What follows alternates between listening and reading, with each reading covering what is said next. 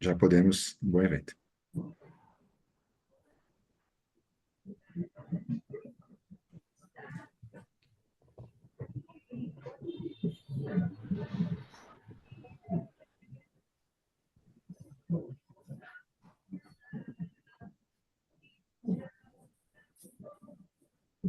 Bom, vamos guardar o pessoal chegando aqui, né? Tem bastante gente conectando.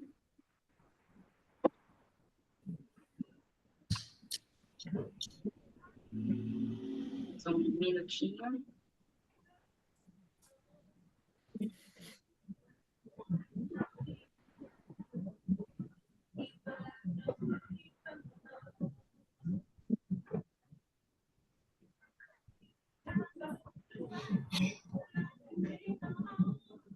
Bom, acho que a gente pode começar, né? Bastante gente já na sala. Todos me ouvem? Boa noite a todos. É um prazer estar aqui essa noite com vocês para o nosso webinar da execução do título extrajudicial ao leilão do imóvel. Nosso objetivo hoje é discutir um pouco a respeito da modalidade de leilão na execução de taxa condominial. Então, espero aí que seja uma noite bastante proveitosa para todos. De antemão, agradeço a participação de todos aqui, agradeço, né, a nossa presidente, que deve estar conectando aí conosco, né, deve ter conectado, por ter aí organizado esse evento conosco, doutora Bárbara Raquel, presidente da Comissão de Direito Imobiliário, por ter oportunizado para a gente estar aqui hoje. Agradeço a todos os participantes e, sobretudo, os nossos palestrantes de hoje, né, que vão contribuir hoje com o nosso webinar.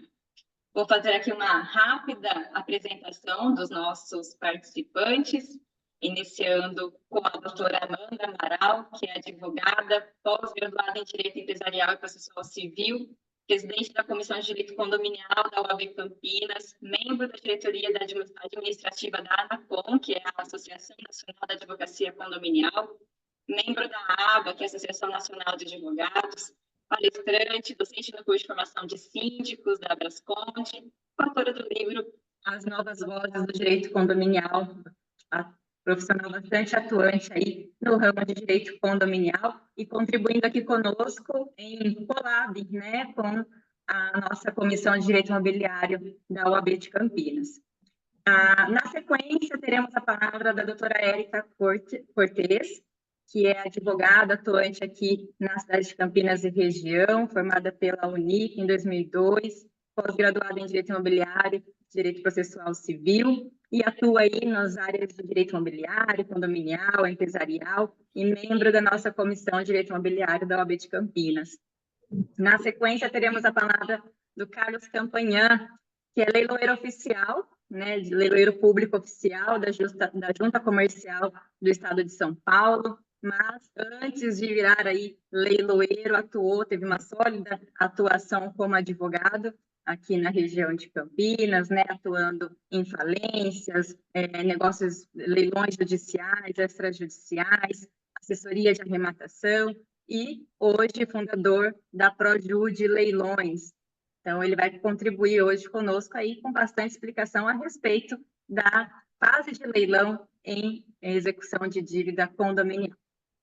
Então, sem mais delongas, até para não tomar muito do nosso tempo, considerando que é um tema bastante abrangente, com bastante conteúdo, gostaria de passar a palavra para a doutora Amanda para introduzir para a gente o assunto, né, quando surge a demanda da inadimplência na dívida condominial. Então, ela que atua nessa fase, especialmente administração de condomínio, a fase, né, de assessoria, né, da advocacia na fase pré, como que acontece a constatação e essa operacionalização da dívida antes de demandar um processo judicial que vai virar lá a execução. Então, passo a palavra para a doutora Amanda fazer essas explanações para a gente. Boa noite. Boa noite, Regiane, boa noite, Carlos, Érica, boa noite a todos que nos assistem. Inicialmente, eu quero agradecer mais uma vez a Bárbara pelo convite. É muito interessante, é muito rica, né? Muito rica essa união aí das comissões de direito imobiliário e direito condominial, que são tão irmãs, né, nessa área, nessa matéria, para que juntas a gente consiga aqui trazer um pouco mais de conteúdo. Então, mais uma vez, muito honrada pelo convite. É a segunda vez que eu estou com vocês, né, fazendo aqui um trabalho online. Então, muito obrigada. Sem mais delongas, para a gente não atrasar tanto, que eu acho que a cereja do bolo aqui vai ser o leilão, né, que o Carlos vai explanar aqui logo mais, mas não podemos falar de inadimplência, que é o calcanhar de Aquiles ali de todos os síndicos, né, sem antes a gente dizer um pouquinho sobre a previsão orçamentária, que é onde tudo nasce, né?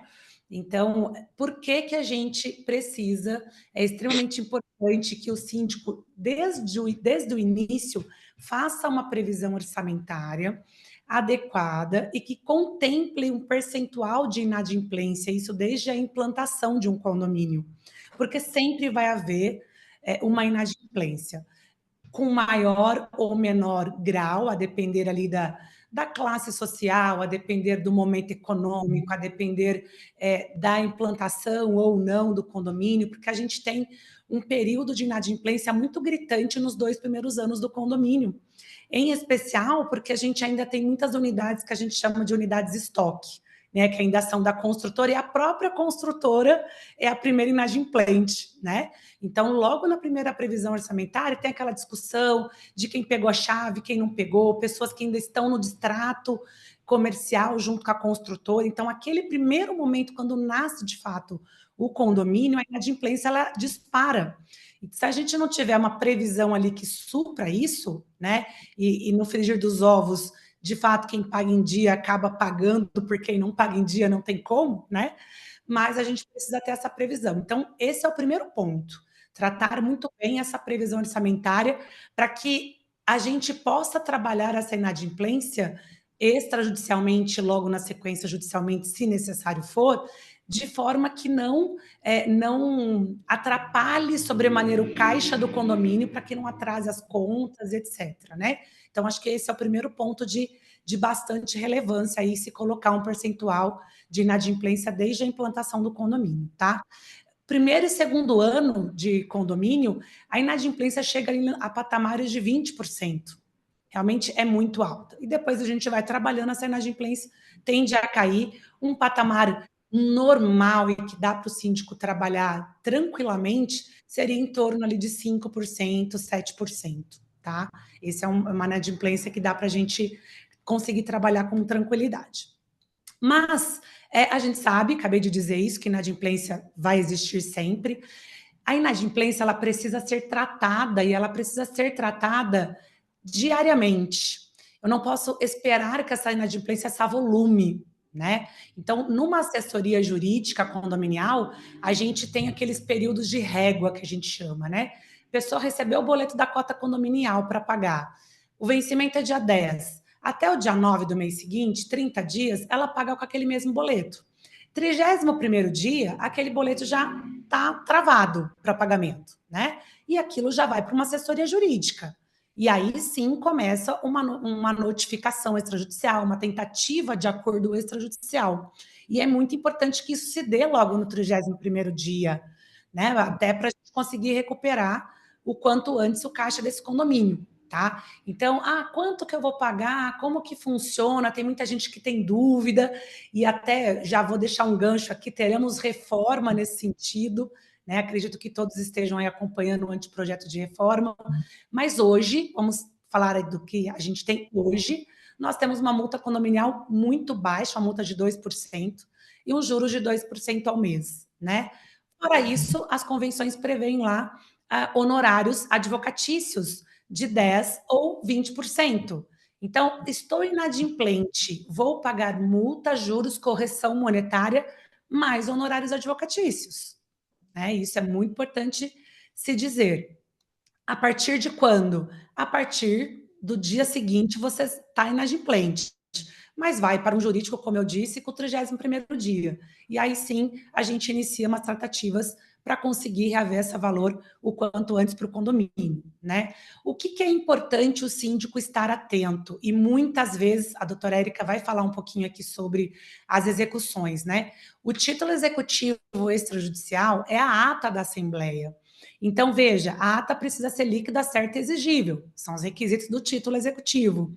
E muitas vezes, essa ata vem errônea para a gente, faltando a data de vencimento. Então, vamos pensar numa cota extraordinária, por exemplo, porque a gente tem dentro do condomínio a cota ordinária, que é aquela que paga as contas mensais. A gente tem uma cota extraordinária, que por vezes deliberou-se uma obra de melhoria, uma pintura, o que quer que seja.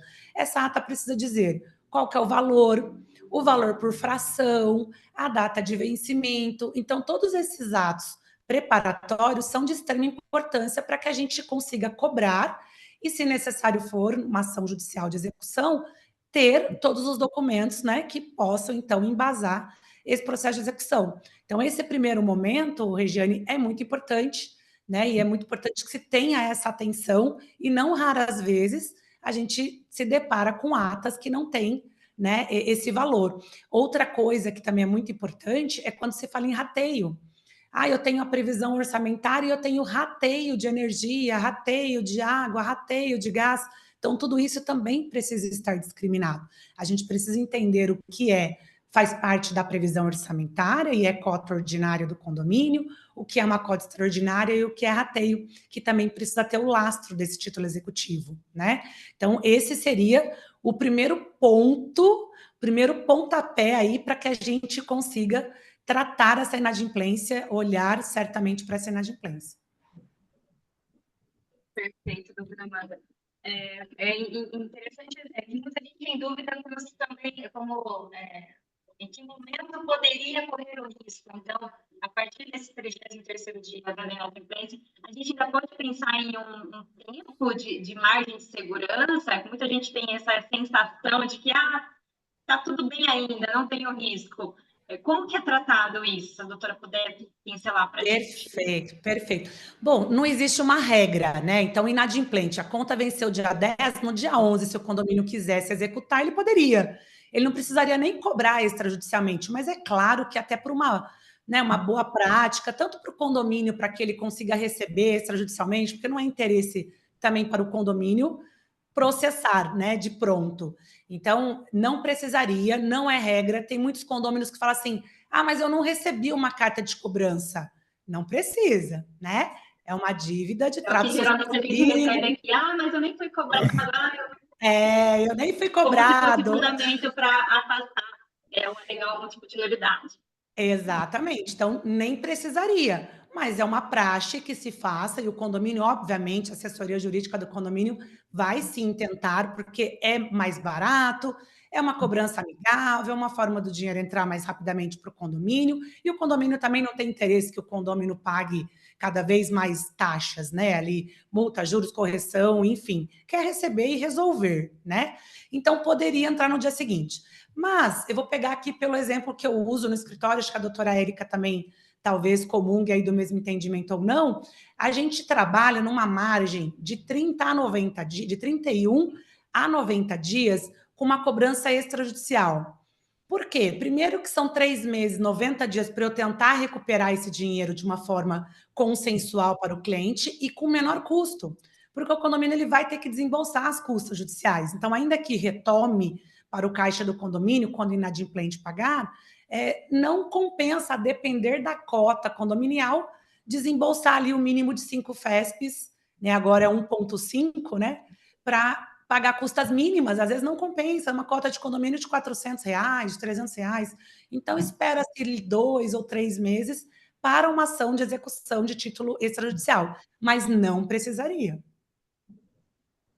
Legal, perfeito, doutora Amanda. Então, nesse caso, a gente, uma vez deliberando, né, passando esse prazo e mantida, né, permanecendo ali na inadimplência, que a gente tem a deliberação para, aí sim, iniciar o ato de execução. Nesse caso, então, vou passar a palavra para a doutora Érica, que vai explicar para a gente um pouco mais de como funciona, né, essa fase preparatória, né, pegando aí o gancho da doutora Amanda, de distribuição dessa ação até que, enfim, a gente possa ter a deliberação pela venda daquele imóvel. Então, passo a palavra aí à doutora Érica. Boa noite, doutora. Boa noite a todos. Muito obrigada por essa oportunidade de estar aqui com vocês, com a doutora Amanda, com o Carlos, são pessoas incríveis aí. Eu tive oportunidade, tenho oportunidade também de conversar, com uma vasta experiência aí, e eu vou falar um pouquinho dessa questão, porque eu também atuo na área condominial, para alguns condomínios, então a doutora Amanda, ela até já entrou nessa questão importante, fazer uma régua. Por quê? Tem que se pensar no condomínio como uma forma de recuperar. Como é um rateio, a gente precisa reaver esse dinheiro, porque o dinheiro, enfim, é o coração do condomínio, né? Então, a gente precisa ali criar formas de fazer com que não chegue na situação judicial, porque a gente sabe que o judiciário é moroso, ainda que tenha ali uma possibilidade de, hoje, né, se tem essa possibilidade aí de uma cobrança, mas a gente sabe que é essencial fazer essa cobrança via administrativa primeiro. Mas, não havendo essa situação possível, né, de um acordo, mesmo mandando carta, notificação extrajudicial, a gente passa realmente a ter que fazer essa cobrança judicial. Até porque um jurídico também é pago e tem essa obrigação de fazer essa cobrança. Esse critério vai também girar aí, como a doutora Amanda falou, em mais ou menos uns 90 dias, porque se a gente pensar em ação judicial, a gente tem que chegar ali no montante que seja possível para o condomínio não descapitalizar, porque a gente tem que pagar as custas, né? Como já foi falado, tem que pagar as custas, tem que aguardar-se um tempo ali, né? Todo o trâmite judicial, de manifestações, então, assim, o ideal ali é que se aguarde ali os 90 dias, seriam mais ou menos umas 3 taxas, tá? E uma coisa interessante, né, por incrível que pareça, algumas pessoas ainda não sabem que no CPC de 2015 houve uma alteração. Antes dessa alteração, fazia-se por ação de cobrança, onde tinha prazo para contestação e todo o trâmite de uma ação ali sumária. Só que o artigo 784, inciso 8, ele incluiu no rol a execução do título de extrajudicial das cobranças de taxa condominial, que fez com que trouxesse ali uma celeridade muito maior, porque a gente passa ali a discutir por meio de execução, e não a ação propriamente dita, para depois haver uma sentença, para depois executar, né? O que realmente ali acabava alongando um processo que é vital, o recebimento pelo condomínio. Então, assim, a documentação necessária para a execução, a petição, a planilha atualizada, as custas, a procuração específica, né? Inclusive, a procuração precisa estar com a possibilidade de fazer acordo, dar e receber quitação. Então, tem que ter esse cuidado também, porque não é uma procuração tão simples, ela tem que estar um pouco mais especificada para esse ato. Os atos constitutivos, que é a convenção do condomínio, a ata, que constituiu quando forem taxas extraordinárias, a ata de eleição do síndico e os documentos pessoais, tá? Um dos documentos extremamente necessários, que é o que realmente é importante aqui ressaltar, é a certidão da matrícula do imóvel. Por quê? A certidão da matrícula do imóvel, ele distingue quem é o proprietário, ele diz quem é o proprietário. E o proprietário do imóvel é aquele que detém ali a propriedade e responde por essa ação. Tem algumas situações aí que o pessoal acaba alugando o imóvel, coloca o seu inquilino como responsável dessa taxa condominial, incluindo ali, né, faz essa transação, mas continua sendo responsável pelo pagamento da taxa o imóvel, porque essa taxa ela é um acessório ao imóvel, então ele pertence ao proprietário. Então, nós vamos entrar com a ação cobrando esse proprietário e, na sequência, vai passar ali para o despacho saneador do juiz, o pagamento é em 3 dias, né? Aí a gente vai pular toda aquela etapa da ação de cobrança, 15 dias para a resposta, não havendo impugnação, que aí cabe como execução de título, cabe a impugnação. Não havendo a impugnação, a gente passa ali para a execução propriamente dita, né? Só que a execução, a gente vai estar atualizando os cálculos e a gente pede ali a penhora e obedecendo a ordem de preferência, que também é especificada no Código de Processo Civil.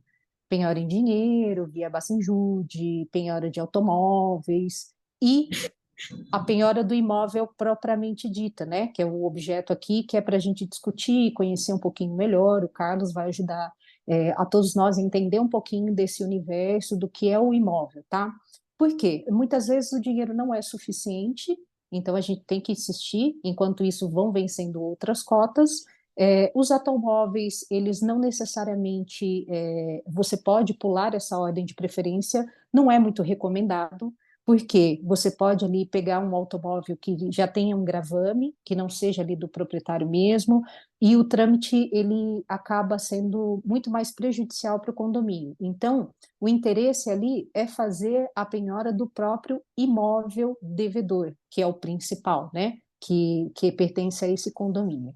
Então, o Carlos, ele vai trazer para a gente uma luz a respeito disso, de como que vai ser deferida a penhora do imóvel, o que que acontece, como vai se dar. Então, Carlos, obrigada aí, e vamos ver tudo que a gente pode explorar desse assunto aí. Inclusive, a Regiane também trabalha nessa área, sabe muito, sabe todos os detalhes ali, e a gente vai conseguir bater um papo legal.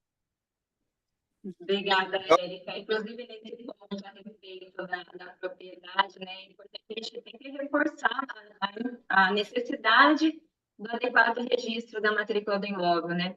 Que a gente tem muitos cenários em que ocorre também a venda do bem, mas também não há o registro, e aí aquele titular do domínio na matrícula fica contando lá com a informação de que vai haver o registro futuro, não acontece e é surpreendido com um bloqueio de valores em conta.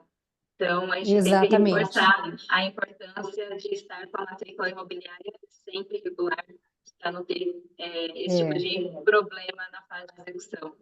Né? Muito obrigada, Como doutora. eu disse, é um acessório do imóvel, né? Não é acessório da pessoa, mas sim, ele vai acompanhar o imóvel. Inclusive, na penhora dele, ele vai acompanhar no leilão, propriamente dito, né? Perfeito, doutora, muito obrigada. Bom, então, nesse caso, uma vez, né, como a doutora bem explicou, a venda da liberação pela alienação do imóvel objeto da dívida, que é o imóvel que tem ali a cobrança da taxa, a gente passa, então, a fase, né, finalmente, a fase de leilão desse imóvel. E podemos considerar, né, que se inaugura a fase de leilão com, né, a deliberação do juiz, né, a parte manifesta ali o interesse de que se leve aquele bem a leilão, o juiz vai deferir esse pedido, e o primeiro comando, né, bem dizer que ele dá ali no processo, é a nomeação do leiloeiro oficial. E é nesse ponto que eu chamo, né, para contribuir conosco o Carlos Campanhã, para nos orientar, nos passar aqui como que funciona a partir daqui, dessa nomeação do leiloeiro, para a fase, de fato, pré-leilão, que acontece ali dentro do processo, e efetivamente do leilão.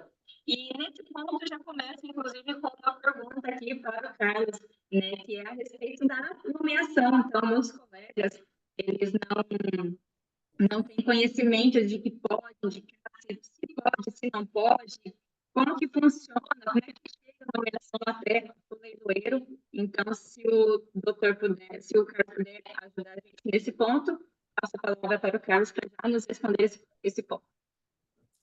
Vamos lá, então. Estão me ouvindo bem? Boa noite a todos. Quero agradecer a todos, né, doutora Amanda, doutora Regiane, doutora Érica, a OAB de Campinas, pela oportunidade de estar aqui junto com vocês, explorando esse assunto aí, que faz parte da minha vida, né, que são os processos aí de execução e que vão culminar com um leilão judicial, principalmente um leilão de imóveis, aí, que é nosso principal objetivo enquanto leiloeiros, né?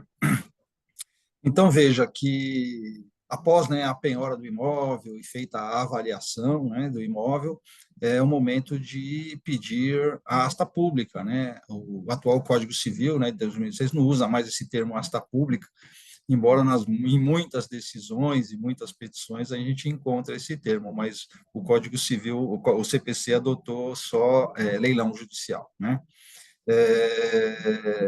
E a prerrogativa de indicar o leiloeiro era, no Código Civil anterior, era o artigo 706, era do exequente. No CPC reformado, ficou assim, o juiz nomeará o leiloeiro, que pode ser indicado pelo exequente. Então, o exequente indica e, geralmente, o juiz homologa, né? São poucos os juízes que guardam para si esse direito de nomear um leiloeiro da sua preferência. A maioria, né, desde do provimento, lá, 1625 de 2009, que já foi revogado, quando surgiu o leilão online, né, por força lá do artigo, se não me engano, era o 686 do Código do CPC antigo, ficou estabelecido ali que o leiloeiro, o Tribunal de Justiça atribuiu ao leiloeiro todo o procedimento do leilão, né? Então, o leiloeiro, uma vez nomeado, ele vai analisar o processo, vai redigir o edital, vai fazer as cientificações do artigo 889, vai verificar débitos tributários, vai verificar a matrícula atualizada, né? E vai até sugerir aí, eventualmente, alguma correção no processo, né?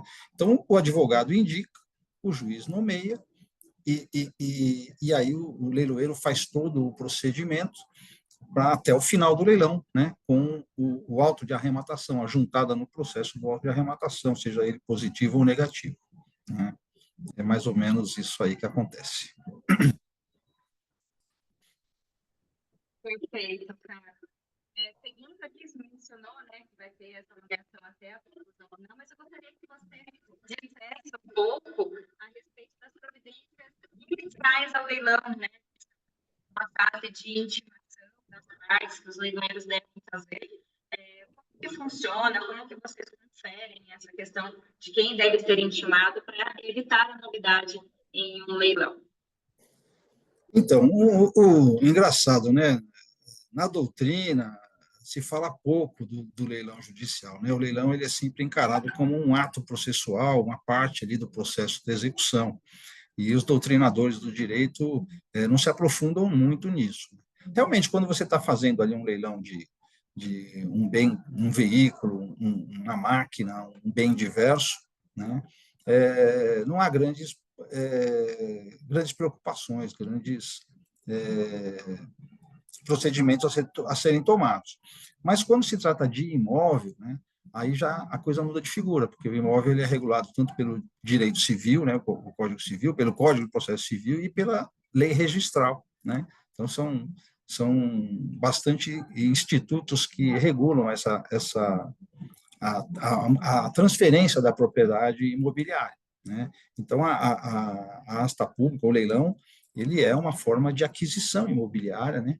Que muitos acham que é aquisição originária, né? Mas o nosso Tribunal de Justiça não utiliza essa tese, eles dizem que é ação derivada e não originária. E daí a preocupação com os princípios da continuidade registral, da especificidade, da publicidade, os princípios lá do direito registral que tem que ser observados. Então, o leiloeiro, aí, no caso, vai verificar se foram feitas todas as intimações, né, citações. Por isso, quando se vai ajuizar uma execução de cota condominial, o advogado condominialista ele já tem que ter em mente que, se não houver acordo ao pagamento, ele vai acabar na penhora do imóvel. Então, já é uma execução que nasce garantida pela penhora do imóvel. Daí ele tem que ter uma preocupação lá no começo, né? Porque para garantir que, quando chegar na fase do leilão, esteja tudo correto. Então, ele lê atentamente a matrícula, vê se os executados ali, ou executado ou executados, são realmente os proprietários da matrícula, se na matrícula está especificada vaga de garagem ou não, se de repente tem uma vaga autônoma, né? Se tiver vários coproprietários, né? Às vezes o condômino é um, mas o imóvel pertence a várias pessoas, por conta de herança e tudo mais, tem que citar todo mundo, não pode desistir de ninguém. Por quê? Porque quando chegar no leilão, não vai ter arrematante, né?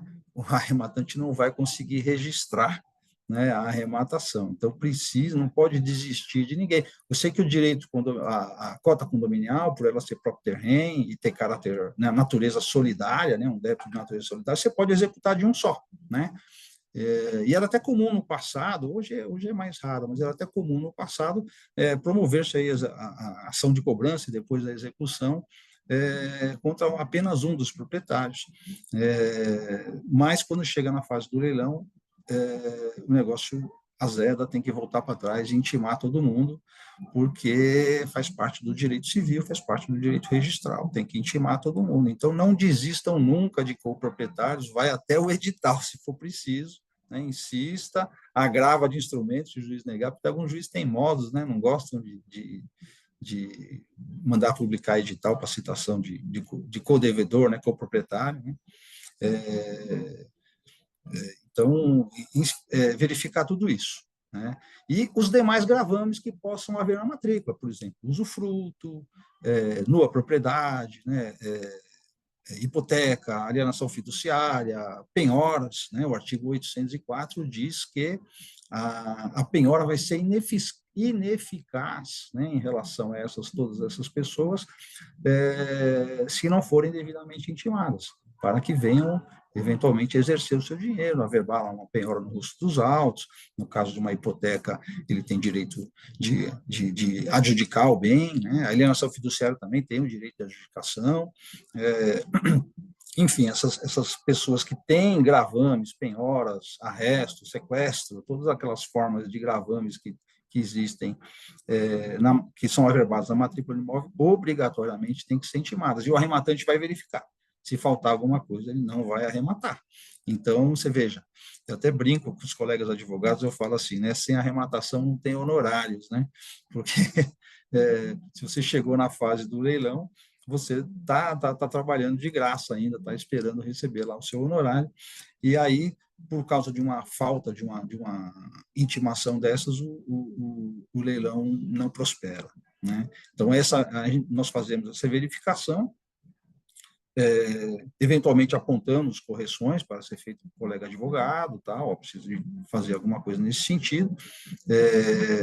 Verificamos também a questão do débito, né, débito muito alto, essas coisas, tudo que pode inviabilizar o leilão, nós tentamos solucionar antes do leilão, antes de fazer o edital, né? Muitas vezes eu sugiro ao colega advogado, peticiona lá, pede para suspender o leilão e vamos corrigir alguma coisa, para depois, quando voltar na fase de leilão novamente, tá tudo certinho para o arrematante se sentir tranquilo para arrematar, né?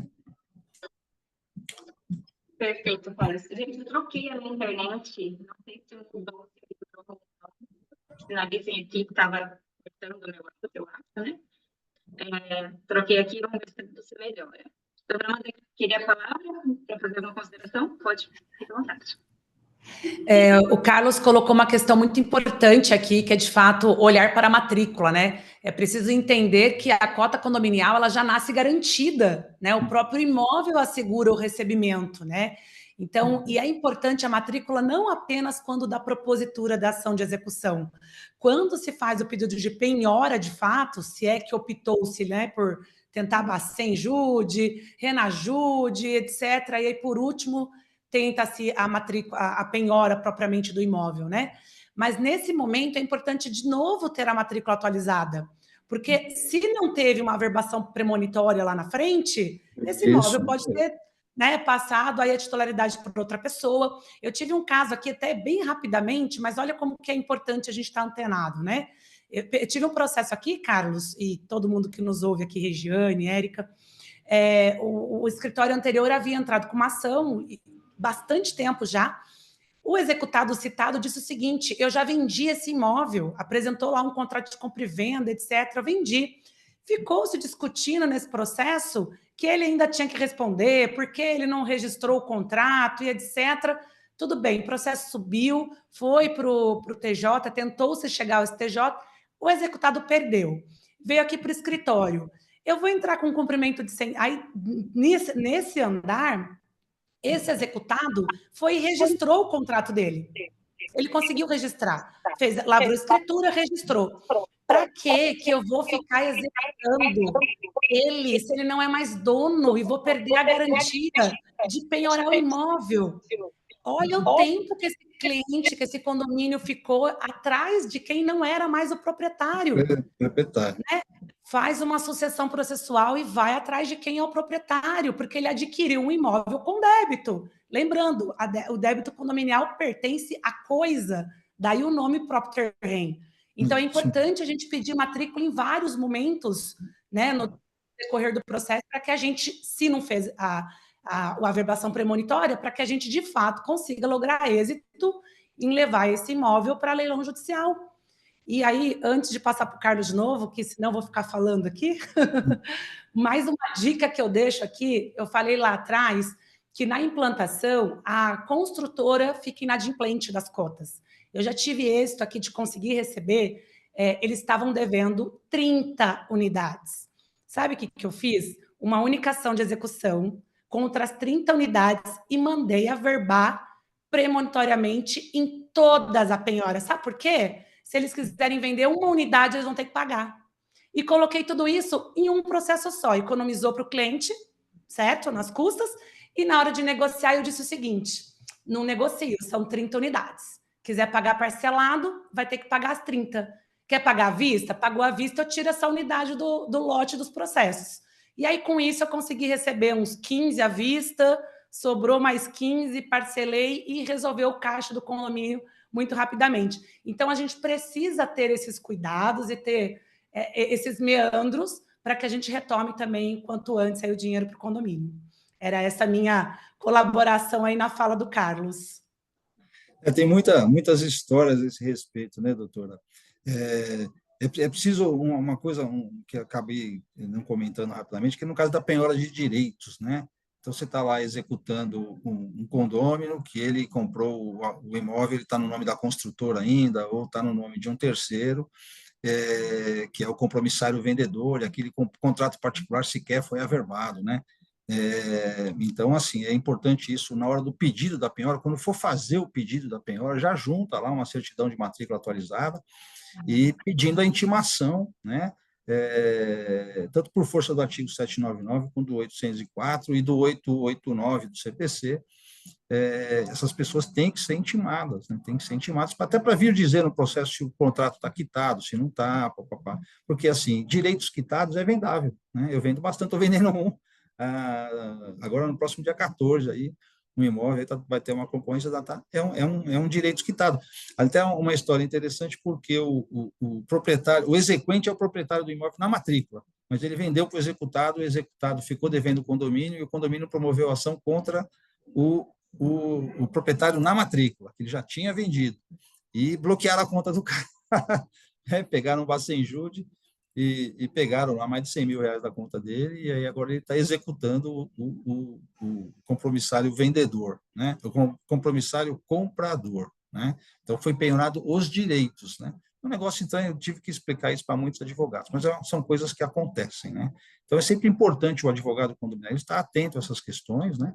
Para que o leilão seja exitoso, né?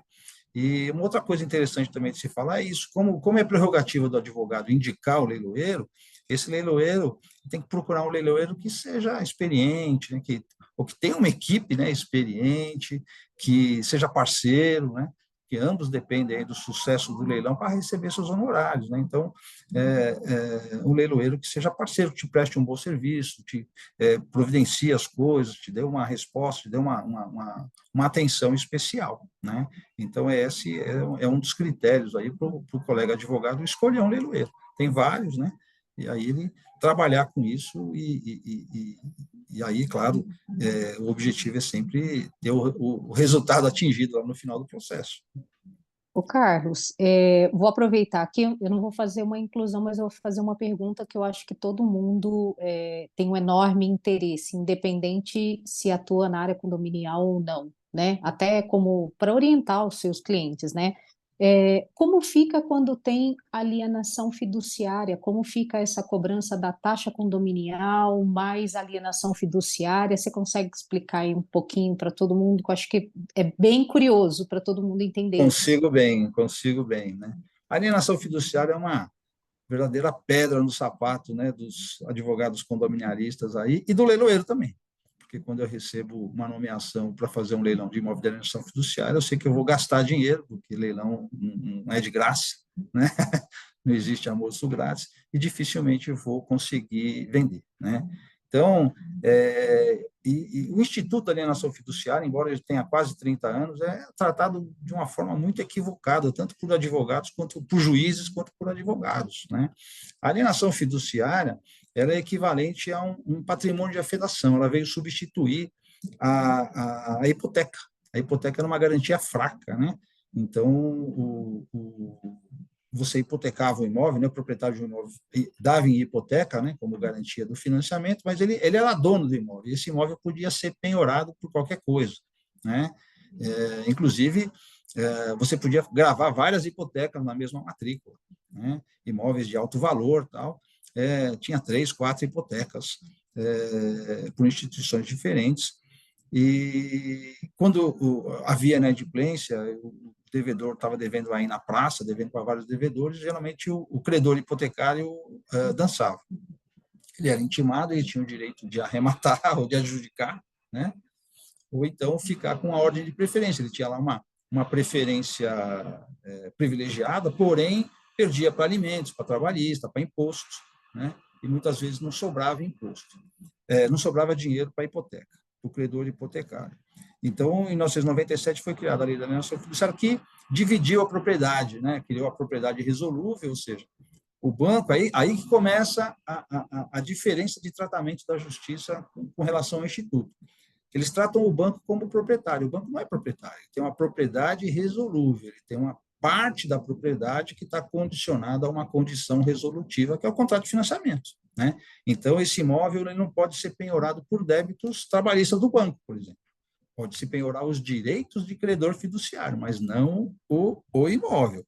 Da mesma forma, o fiduciante, que é o antigo mutuário, ele tem o direito real de aquisição, mas ele não tem a propriedade do imóvel. E também, por débitos pessoais do fiduciante, o imóvel não pode ser penhorado, somente os direitos de fiduciante, ou direitos de compromissário comprador.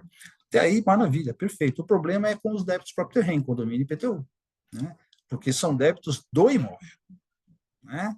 Então, não é débito nem pessoal do fiduciário, do credor fiduciário, nem do fiduciante, é um débito próprio terreno. Mas o lobby aí do sistema financeiro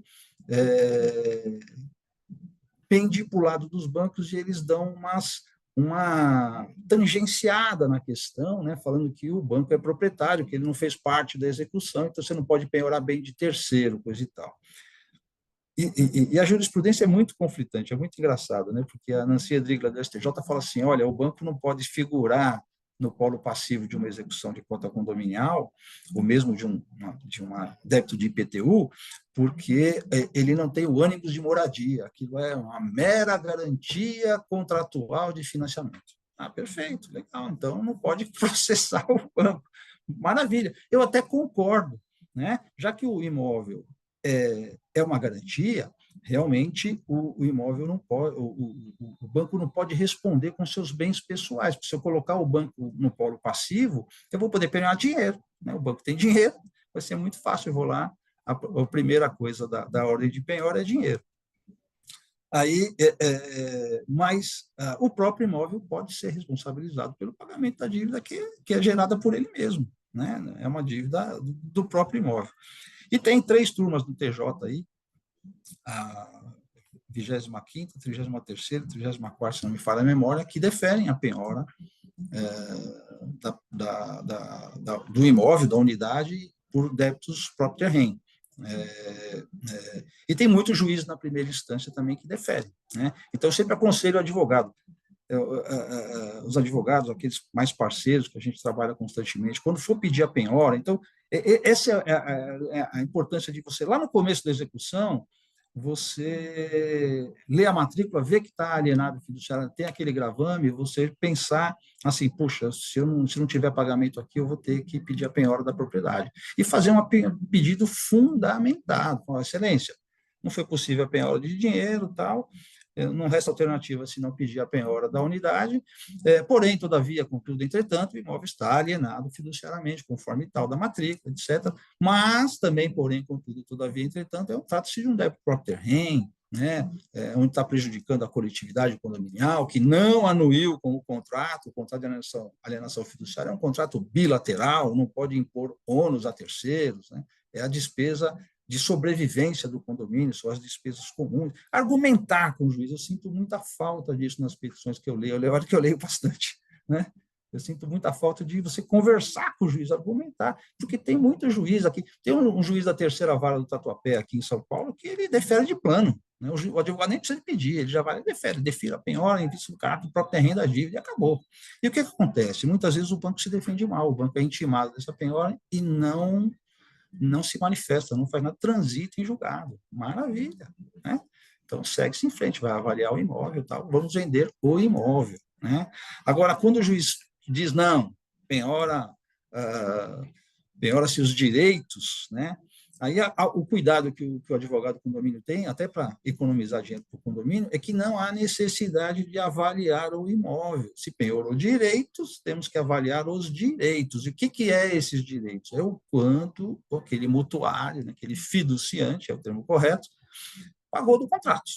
Então, tem que pedir para o juiz, falar, gente, bom, você penhorou direito, excelência, então você vai intimar, né, eu quero que intime o banco, lá, Caixa Econômica, Bradesco, Itaú, quem seja, para trazer aos autos a planilha de débitos, dizendo claramente quanto foi amortizado, quanto ainda deve, né? Para que seja mandado a leilão os direitos, né? E que se saiba o quanto é devido, porque há casos em que é viável a venda, né? Às vezes o devedor fiduciante ali, ele amortizou uma boa parte do contrato, então o débito condominial, o débito PTU, somado com o débito do contrato de alienação fiduciária, se traduz num valor interessante para o arrematante, ele vai arrematar, ele vai chegar no banco e vai quitar, né?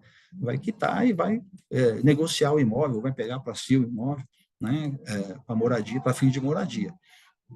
Então, é importante, os advogados pegam e simplesmente pedem a avaliação do imóvel, ou o juiz determina a avaliação do imóvel, nomeia um perito para avaliar, gasta-se lá um valor, eu acho até bastante alto de avaliação, e não precisa disso, né? E aí eu recebo um imóvel para fazer, me nomeia, me indica, eu recebo um imóvel para fazer o leilão, e aí como é que eu vou fazer um leilão de direitos pelo valor do imóvel sem saber o quanto deve, né? Não bate essa conta, não bate. E o arrematante nem sequer olha, né? Assim, enquanto um leilão legal eu tenho assim 10 mil visualizações, um leilão de alienação fiduciária tem 100. Ela vê a alienação fiduciária lá, nem pergunta, nem liga, vai perguntar, porque sabe que é pepino, não vai dar certo, né? Algum desses casos que realmente é viável a arrematação do direito de fiduciante, eu tenho que fazer lá uma mensagem grande, eu tenho que fazer uma campanha, né, voltada para isso, para atrair investidores que vão analisar o caso financeiramente sob essa ótica. Mas, na média, na regra, os investidores eles passam batido por isso, né? Então, é tomar esse cuidado de avaliar os direitos, né? E aí, diante do leilão negativo, uma coisa interessante é o seguinte, quando aí você intima o banco, geralmente a Caixa Econômica, né, que é o maior financiador de imóvel do Brasil, aí vem lá a planilha de débito e você vê lá que o fiduciante não só está devedor de condomínio, como está devedor no contrato de alienação fiduciária. Só que a Caixa não executa esse contrato, não faz a consolidação, lá, artigo 26 e 27 da Lei 9.514, né? E eu tenho tentado, eu tenho feito algumas experiências com alguns colegas, assim, que a gente é parceiro mesmo, a gente faz umas petições meio aventureiras, né? Então, peço para o juiz, a gente pede para o juiz intimar a Caixa para obrigá-la a consolidar a propriedade. Eu fiz um agravo de instrumento disso, e a resposta do tribunal foi interessante. Se o condomínio, ele falou assim, não existe previsão legal para fazer isso, mas se o condomínio se sente no dito, ele quer ajuizar uma ação autônoma contra a Caixa, contra o banco. Isso aí pode ser uma alternativa, né? Será que o condomínio é parte legítima para exigir que o banco, a Caixa, o Bradesco, quem quer que seja, consolide a propriedade? Porque a Lei 9.514 fala assim, olha, vencido e não paga a dívida, consolida-se a propriedade, né? Intima-se o credor fiduciário lá, o devedor fiduciário, para pagar em 15 dias, se não pagar, o banco recolhe ITBI e está consolidada a propriedade, né? Mas não fala que quando isso deve acontecer, em que termos, se pode ter tolerância, se não pode, né? Para o devedor não tem tolerância, né? Passou 15, vencida dia, foi intimado 15 dias, não tem tolerância. E para o credor, será que é abuso de direito disso, tal, né? E os advogados não têm levado essas questões para o tribunal. A gente tem que levar isso para o tribunal, agravar, fazer um agravinho lá. Então, até brinco, né? Falo assim, tem que fazer o kit alienação fiduciária, pedir a penhora fundamentada, aí o juiz nega, você agrava de instrumento, mas nem pede efeito suspensivo. Faz agravo, nem pede efeito suspensivo e nem informa o juiz que se agravou. E pede lá a avaliação, pede para intimar o banco, tal, não sei o quê. Aí, de repente, cai nessas turmas que dão provimento e você ganhou, né? Aí o ônus é do banco correr atrás do prejuízo. Se o tribunal mantiver, cair nas turmas que mantém a penhora de direitos, você segue lá com a avaliação de direitos, etc. Tal. Vai dar leilão negativo, né? Aí é um novo momento de pedir, né, novamente, mediante um fato novo. Fala, olha, excelência, conforme folhas tais lá na planilha do banco lá, o devedor está devendo lá o banco não exerce o seu direito, não executa o contrato, né? Então tem que intimar ele, ver se ele não... Né? Até o CPC também, ele tem uma jogada. Se você for lá no artigo que fala da adjudicação, se não me engano é 800, agora me dá uns brancos o nome de artigo, né? Eu acho que é 806, se não me engano, acumulado com o artigo 889 do CPC. O credor fiduciário ele deve ser intimado para exercer o seu direito de adjudicação. Então, se ele tem o direito de adjudicar, né, por que não pode penhorar o imóvel? Eu até me pergunto se os bancos também não sabem, não se atentam com esse instituto, porque eu tenho para mim hoje que a lei de alienação fiduciária, quando ela foi feita, né, toda a lei ela não parece perfeita, né, mas na prática ela não se mostra tanto. O leilão de alienação fiduciária é um leilão caro, e também, na maioria, não vende, né? Então, o banco consolida a propriedade, paga ITBI, etc. Às vezes paga o condomínio, às vezes paga o IPTU, não são, e manda para leilão e não vende. Não vende, porque o preço também não é interessante, não tem financiamento, nada. O banco só vai dar financiamento no terceiro leilão. Ele faz os 2 leilões do artigo 27 da Lei 9.514, não vendeu, ele dá quitação para o devedor fiduciante, ao imóvel do banco ele faz o que ele bem entender. Se ele quiser doar, ele doa, né? E aí, nesse caso, eles abaixam o preço, oferecem financiamento e tudo mais, e aí, geralmente, se o imóvel for bom, foi interessante, conseguem vender, né? Então, é um procedimento caro. Então, eu fico me perguntando, você que o banco não acha que é mais vantajoso adjudicar? Porque, pô, ele vai lá e pede a adjudicação, paga o débito condominial ali, paga, porque ele é proprietário do imóvel, ele não vai depositar o preço inteiro, né? O artigo 892, né, parágrafo 2º, vai depositar lá só os débitos ali e vai pegar, vai economizar todo esse processo que é moroso, etc., de fazer a consolidação da propriedade e tal, para fazer 2 leilões, tem custo de leiloeiro, tem custo de propaganda, tem custo disso, daquilo. Então, é uma alternativa interessante. Mas é um caminho que está duvidoso. Hoje no STJ, lá na segunda sessão do STJ, está em discussão a penhora, né, da unidade por conta do débito condominial. Esperamos aí que o STJ, a 4ª turma já teve uma luz, vamos ver se a segunda sessão encampa essa luz aí e dá um alento para a gente. Mas, assim, geralmente o leilão de alienação fiduciária é um leilão infrutífero, né, e o condomínio fica com o mico na mão ali. Sorte do devedor. Carlos, deixa eu aproveitar, então, já vou emendar outra pergunta, tá? Ainda nesse mesmo tema, como funciona essa questão, né? Você falou que tem o primeiro leilão, depois tem o segundo leilão, aí há a possibilidade ali de fazer o financiamento.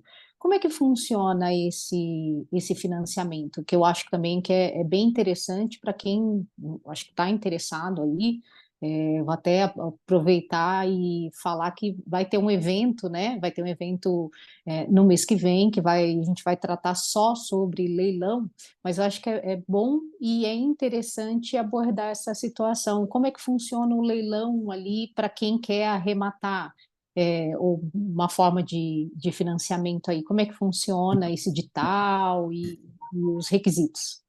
Então, no leilão extrajudicial da Lei 9.514 é um critério do banco, é um financiamento bancário normal, né? No leilão judicial existe lá o artigo 895, que é o parcelamento, eu chamo de parcelamento ordinário, né?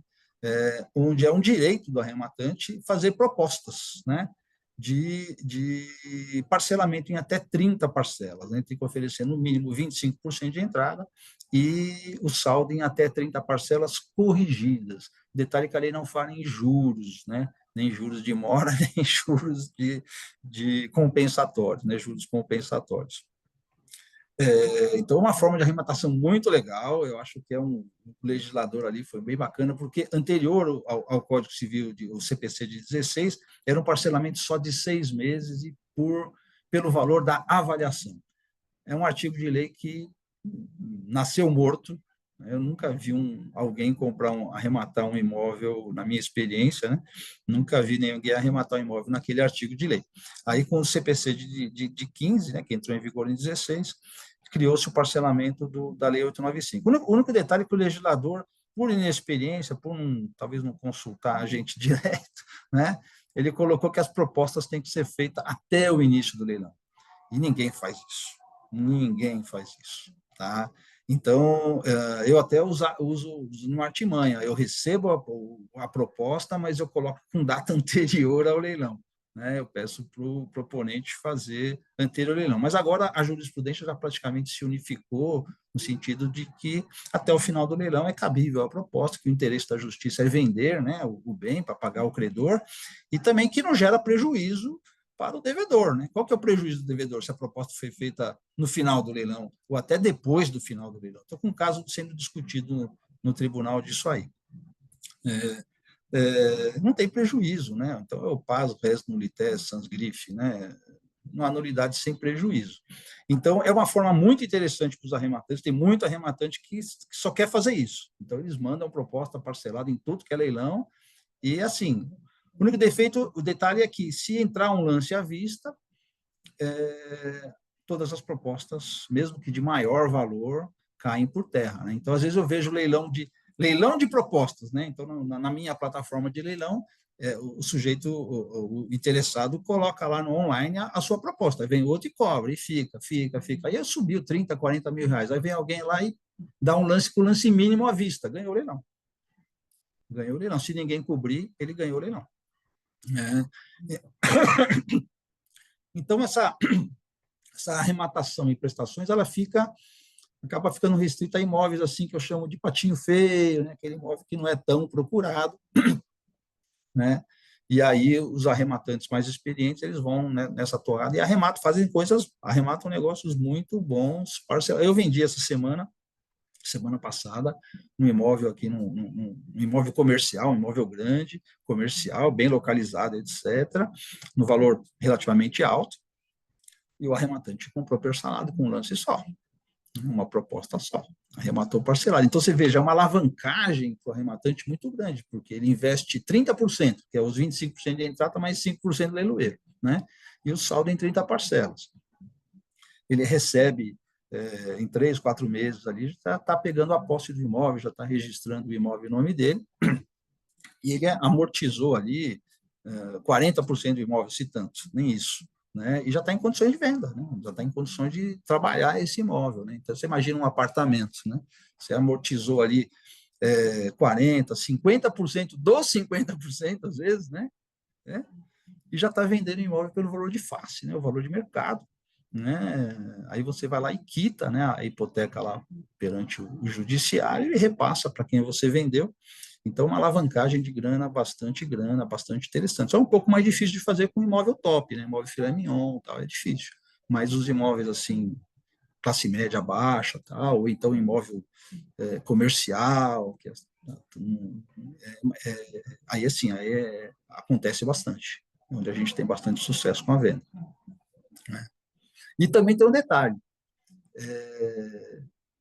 a arrematação, a proposta de arrematação parcelada é um direito do arrematante, né? O tribunal fala assim, é um direito potestativo do arrematante. Então, não é poder, não cabe discussão nem do juiz, nem do réu, nem nem do executado, nem do exequente, né? Então, quando eu recebo uma proposta de arrematação, eu já dou o imóvel como de parcelada, né? Se ela for única ou for a maior, eu dou o imóvel como arrematado, lavro a auto-arrematação, recebo os depósitos junto, tudo no processo, porque o imóvel está arrematado e assim tem sido feito. Já fiz centenas, já, bastante. Bastante. Então, é isso aí. Legal, Carlos. Gente, eu estou aqui, não sei se eu estou aparecendo, deixa eu ver. Não está aparecendo. Vai Agora sim. aparecer? Agora sim. Me ouvem agora pela última tentativa, mas para falar tchau? Conseguem me ouvir bem? Eu Agora consigo. te ouvimos. Legal. Bom, só para a gente tentar aqui, né? O assunto tem para muito tempo, né? E como bem lembrou a doutora Érica, a gente vai ter um evento sobre leilão no dia 11 de setembro, então estão todos convidados aqui. A dica, que a oportunidade aqui é, sobretudo, para convidá-los para estar conosco no dia 11 de setembro, na sede da UAB, de forma presencial, para falarmos mais sobre leilão, né? E já vimos aí, né? Carlos consegue trazer bastante assunto para a gente, tem muita matéria para a gente tratar, então fica aí a oportunidade para a gente discutir esse tema. Então, só para a gente tentar aqui arrematar alguns pontos, né? O Carlos bem mencionou a respeito da alienação fiduciária, a necessidade de fazer análise completa da matrícula e dos procedimentos do próprio leilão na fase judicial, e o Carlos apontou aqui, né, Carlos? Se não tiver tudo certo, não vai arrematar. Isso quando o arrematante, né, Carlos, tem essa experiência, né, de que ele tem que fazer essa análise, geralmente é a due diligence que a gente oferece na assessoria de arrematação e que muita gente não tem conhecimento e conta que o procedimento está sendo feito a rigor e, às vezes, por falta de experiência de quem está envolvido, isso não acontece e acaba virando um problema lá na frente para esse arrematante, né, que às vezes vai procurar a gente só depois que ele fez a arrematação e constatou que ali tinha um problema, uma nulidade, está com o dinheiro parado, né? Então, a gente fica com muito receio desses incentivos de arrematação sem suporte, muitas vezes vendido aí, todo mundo pode arrematar em leilão judicial, e quando a gente tem essas ressalvas que devem ser observadas, sobretudo com o suporte de um profissional, né, especialista aí na área. E no ponto da questão dos valores, de arrematação, né, já entrou na avaliação, doutora Luísa até mencionou aqui nos comentários a respeito de avaliação incorreta, quando pega o direito e avalia pelo valor do imóvel. Para a gente tratar um pouquinho desse ponto, para a gente já encaminhar para o nosso encerramento e não tomar muito tempo agora do nosso encerramento, essa questão do valor e o que se busca com a arrematação, que é, sobretudo, a quitação da dívida condominial, e quando, né, a gente sabe que existe situação em que pode haver uma dívida superior ao valor do arremate, como é que fica, Carlos, nesses casos? Aponta aí para a gente essa observação para a gente tratar do valor de avaliação, o valor do leilão e busca o aproveitamento do leilão para a gente já encaminhar para o final. A avaliação geralmente é feita por perito, ou oficial de justiça, ou corretor de imóveis, né? Ela busca trazer um valor aproximado do imóvel no mercado, né? E eu percebo que os advogados, eles nunca leem essa avaliação, né? Eles simplesmente concordam com a avaliação e querem seguir para o leilão. E, às vezes, tem discrepâncias. Então, principalmente o advogado condominialista, ele tem referências, né? Ele tem outros leilões que ele já fez, do mesmo prédio, tal, sabe, lá.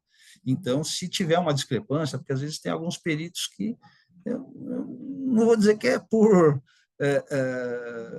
corrupção, mas, sei lá, eles gostam de colocar um preço a mais, né? Por exemplo, aqui em São Paulo tem um perito que ele faz a média do preço dos apartamentos com a vaga de garagem. Então, ele faz chama método comparativo direto. Ele pega lá umas 10 amostragens de apartamento, tá, para todos tem vaga de garagem, então ele faz o preço médio e tal. Aí ele multiplica aquele preço médio pela área útil do apartamento, e imagina assim, um apartamento que tem 3 vagas de garagem, ele acrescenta mais 30 metros quadrados por cada vaga, 10 metros quadrados por cada vaga, acrescenta mais 30 metros quadrados, então super avalia o apartamento, né?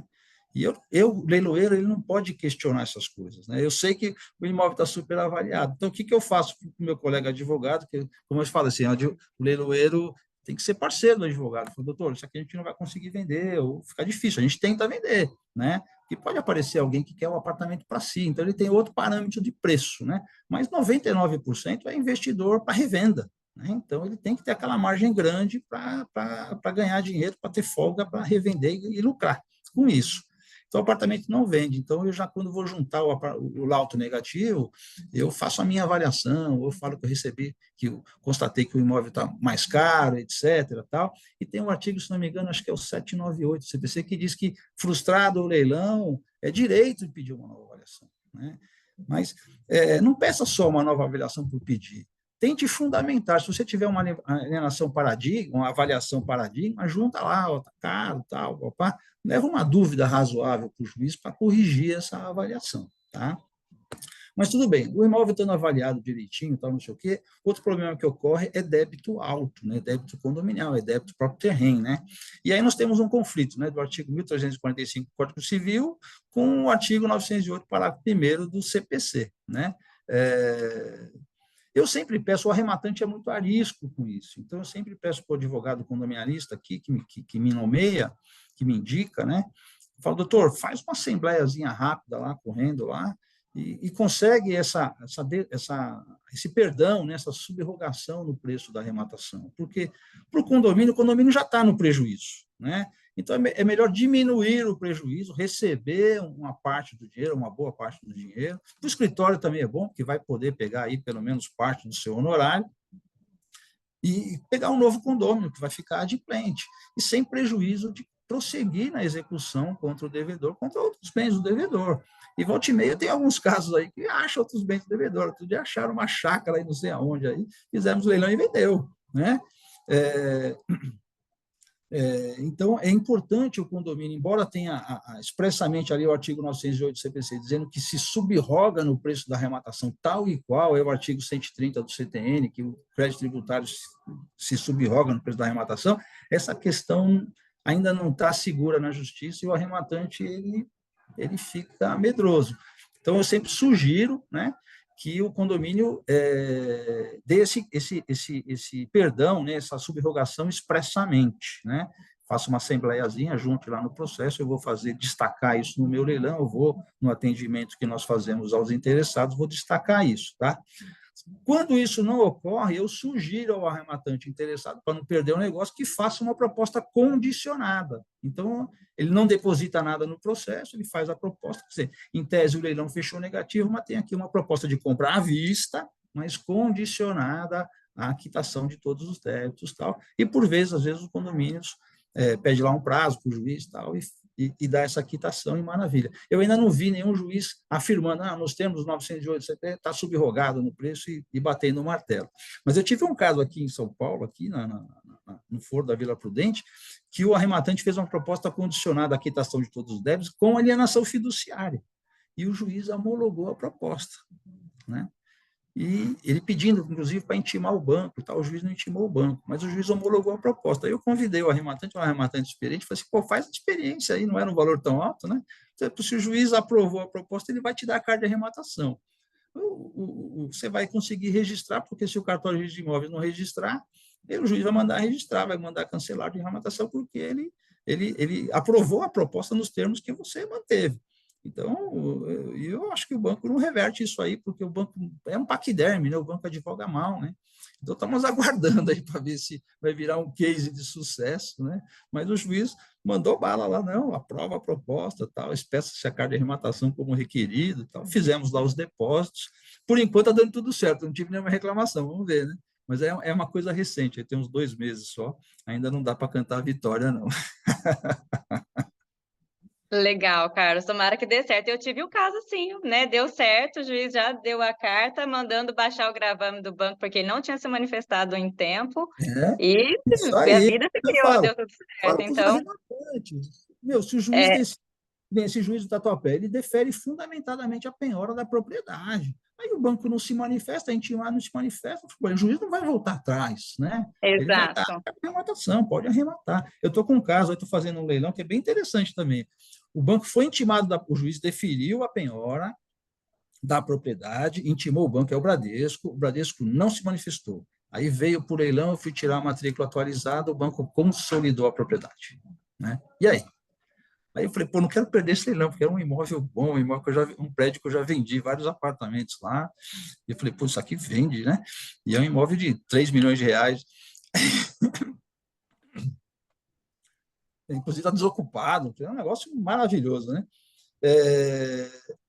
Aí eu fiz uma petição para o juiz, falei, olha, embora tenha sido nomeado, tal, papá, constatou-se que o banco consolidou a propriedade, porém, o débito persiste, que eu falei com o advogado, pagaram o débito, te consultaram pelo menos? Nada, né? Só consolidaram a propriedade, eles acham que eles estão acima da lei e da ordem, né? Então, e falava para o juiz que entendia que o leilão devia continuar e já juntei o edital. Aí o juiz já deu um despacho lá, aprova o edital, publique-se as datas, tal, não sei o quê. E aí eu fiz o leilão, vou fazer o segundo leilão agora, que no primeiro leilão teve um arrematante, eu falei, nós discutimos essa questão, aí ele quis tirar muito proveito, porque o juiz deu 40% de desconto, e ele quis fazer uma proposta de arrematação parcelada com 50%. Aí o juiz de plano rejeitou. Agora estou fazendo o segundo leilão, né? Mas é uma coisa interessante, eu quero ver o que vai acontecer. Vamos ver, né? Bom, a doutora Amanda Abreu levantou a mão aqui, doutora, pode falar.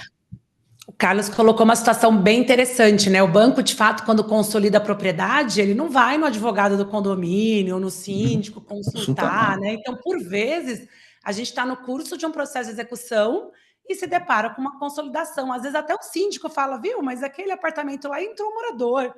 E aí a gente vai buscar edital da Caixa, enfim, ou outros bancos. A gente sempre fala Caixa, porque como o Carlos bem colocou, é o maior aí, né? O banco financiador.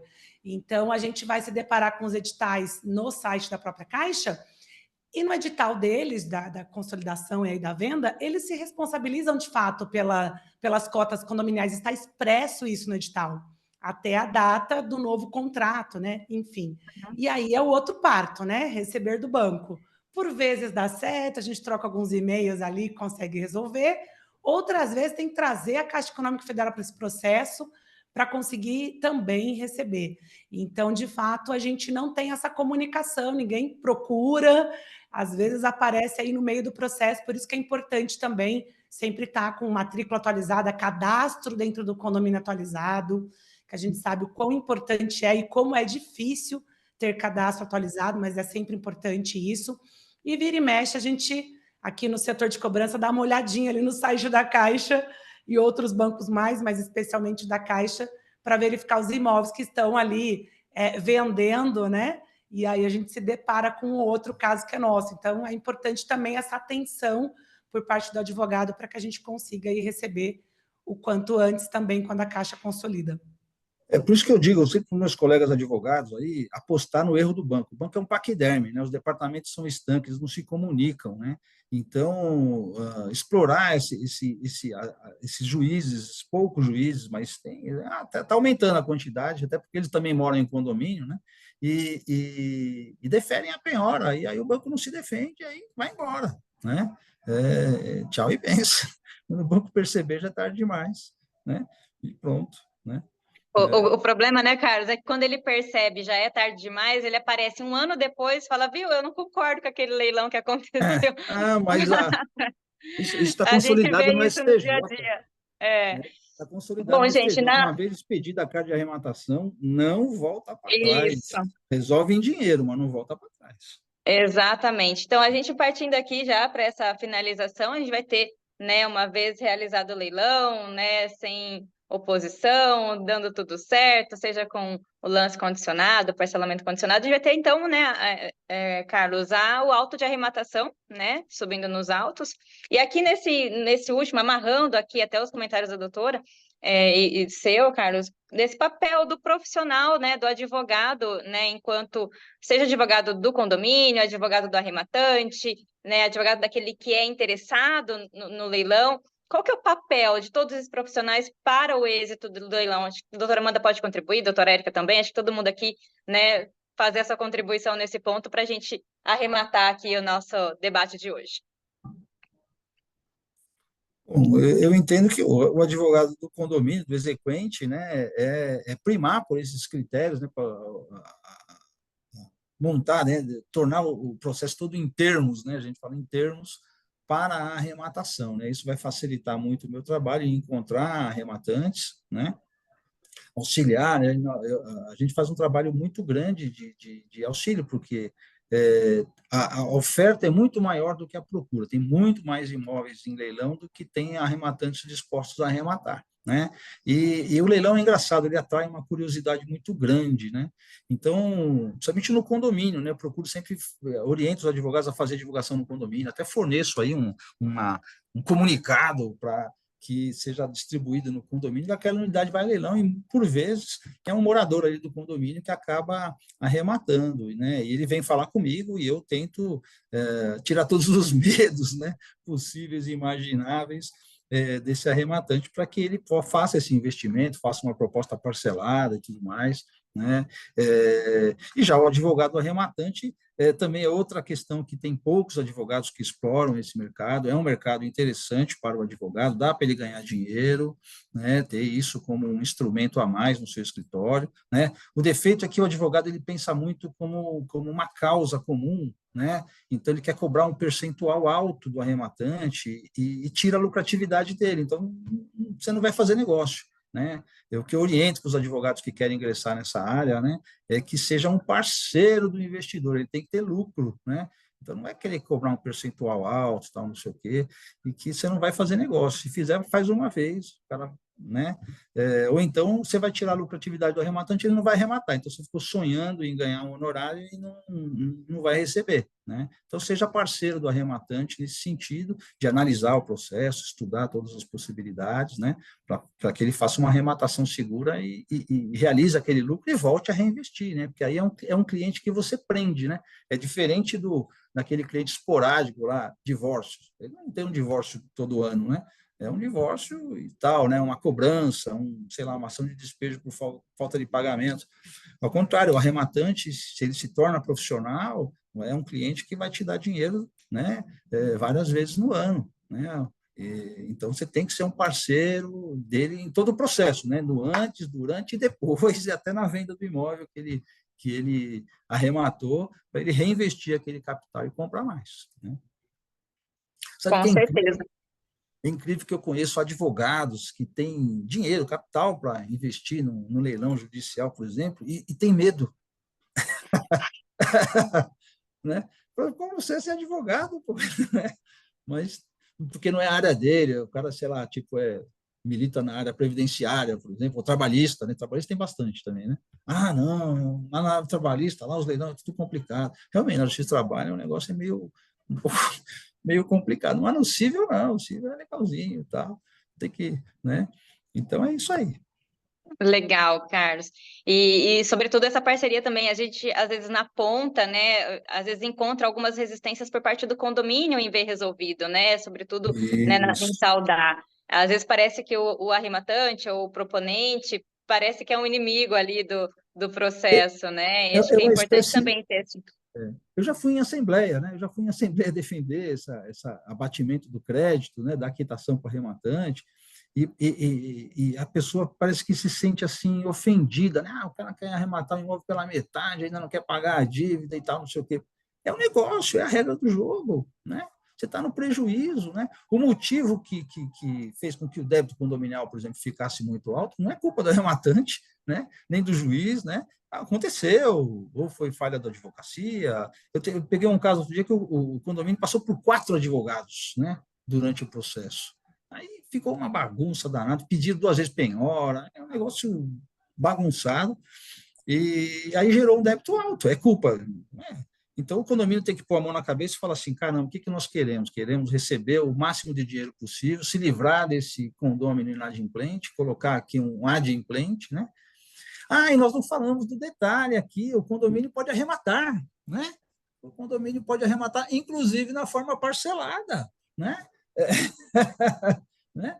O condomínio pode fazer esse negócio jurídico, né? Que é pegar, arrematar em igualdade de condições, né? Então, nesses casos que tem débito muito alto, não vai ter concorrência, né, que já que o condomínio não quer dar uma subrogação, então os arrematantes vão ficar arredios e o próprio condomínio arremata. A única coisa que ele vai pagar é a minha comissão, que tem que arrematar no leilão, e as despesas normais de uma arrematação. Também não vai ter a subrogação do CTN, do 130, mas isso não é problema, né? Porque você vai estar arrematando o imóvel às vezes, com 50%, 40% de desconto, vai pegar esse imóvel, vai dar um tapinha ali e tal, vai vender esse imóvel a preço de mercado, quer dizer, vai colocar dinheiro no caixa do condomínio, vai ter um novo condomínio inadimplente, praticamente resolver isso, e ainda continua cobrando a diferença do devedor principal lá, originário, né?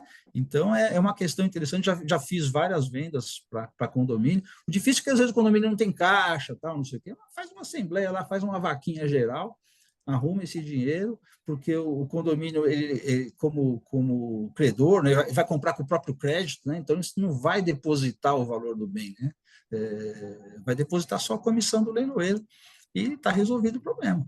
Né. É uma coisa bem interessante que muitos condomínios não sabem, muitos advogados de condomínio não sabem que podem fazer isso. Né, e resolve o problema do condomínio, ganha-se dinheiro, né, resolve, a coisa anda, é um instituto aí tranquilo para se fazer. Tem aquela Muito discussão, bom, cara. o condomínio não tinha personalidade jurídica, tal, não sei o quê, mas isso já está superado na justiça, então o condomínio pode arrematar sim, pode vender depois o imóvel tranquilamente. Perfeito. Bom, gente, a gente já passou bastante do nosso horário, né? Gostaria de saber, a doutora Amanda gostaria de contribuir com algum ponto, alguma observação, doutora Érica, nesse ponto. Eu, no caso, vou deixar um pouquinho mais para o nosso evento presencial, que a doutora Amanda com certeza está convidado, o Carlos mais ainda, porque que ajudou bastante. Eu acho que a gente tem sempre algo a aprender, principalmente num tema tão complexo como esse, que a gente vai procurar, né, nesse evento aí presencial, esclarecer ainda mais, focar em alguns pontos aí interessantes para quem advoga na área. Perfeito. Exatamente, a gente tem muito tema para tratar, né? Muito assunto para debater, só no tópico ali de alienação fiduciária a gente já poderia se alongar ainda mais, tem bastante discussão. Então, a gente vai deixar agora essa discussão toda lá para o nosso evento presencial, né? Dia 11 de setembro, às 19, se não me falha a memória, né? 19 horas, dia 11 de setembro, a gente vai deixar o link para inscrições lá no grupo, né? Aliás, no Instagram. A gente vai divulgar tanto da comissão quanto da OAB e também na página da OAB para que todos tenham acesso e consigam se inscrever. O evento será somente presencial, então não vai ter a transmissão online, então todos convidados, evento aberto, podem se inscrever e participar conosco e trazer também as mais dúvidas, mais apontamentos, e com certeza será um evento muito rico aí para a gente debater um pouco mais do assunto do leilão, que às vezes a gente falha tanto em não trazer isso nas nossas discussões do dia a dia. Agradeço mais uma vez, doutora Érica, doutora Amanda, sobretudo Carlos, pela contribuição de hoje. Agradeço aí a disponibilidade de vocês, mais uma vez a OAB e toda a equipe da OAB que esteve aqui nos dando suporte para que esse evento online acontecesse. Muito obrigada, pessoal. Alguém gostaria de fazer alguma encerramento, Amanda? Quero aproveitar aqui também, um pouquinho antes do dia 11 de setembro, se me permitem, também quero convidar a todos que estão aqui online para o nosso segundo congresso de Direito Condominial, também presencial na OAB Campinas, e nós teremos um painel lá com o Carlos Campanha, com a doutora Luísa Micoli, que está aqui no chat, já vi comentários dela, do canal No Leilão, e o doutor Zosimar Ramonda, que também está presente hoje aqui conosco. Também falaremos um pouquinho aí sobre leilão, sobre alienação, sobre execução, enfim. O Congresso marca aí os 60 anos da Lei de Condomínios, então nós faremos um retrospecto legislativo, passado, presente e futuro. Estão todos convidados, dia 23 de agosto, das 8 às 18 horas. Teremos aí uma abertura solene com o desembargador do TJ Rio de Janeiro, Dr. Marco Antônio Bezerra de Mello, o professor Scavone também estará presente aqui conosco, enfim, vai ser um congresso aí que com certeza vai agregar bastante. Quero aproveitar o momento para convidar todos. E mais uma vez, já me despedindo aqui, porque a gente já passou do tempo, agradecer pelo convite de novo, agradecer meus amigos aqui que dividiram comigo esse tema, doutora Érica, doutor Carlos, e a todos que estiveram presentes conosco. Muito obrigada, gente. Obrigada, doutora. Obrigada. Pode falar, Carlos. Eu só quero agradecer pela oportunidade, eu adoro falar do meu negócio, leilão, né? Eu não sou um leiloeiro raiz, né? Eu sou um advogado que se tornou leiloeiro, né? E eu amo isso, adoro resolver problemas, dar soluções, eu tenho muitas histórias para contar, é uma pena que a gente não tem tempo para explorar tudo isso, e, e gratidão, gratidão, vou estar presente aí nos eventos, com certeza, e conto aí com a colaboração de todos aí. Um abraço. Muito obrigada, Carlos. Obrigada, pessoal. Boa noite a todos. Nos vemos nos nossos próximos eventos aí presenciais. Até mais. Tchau, tchau.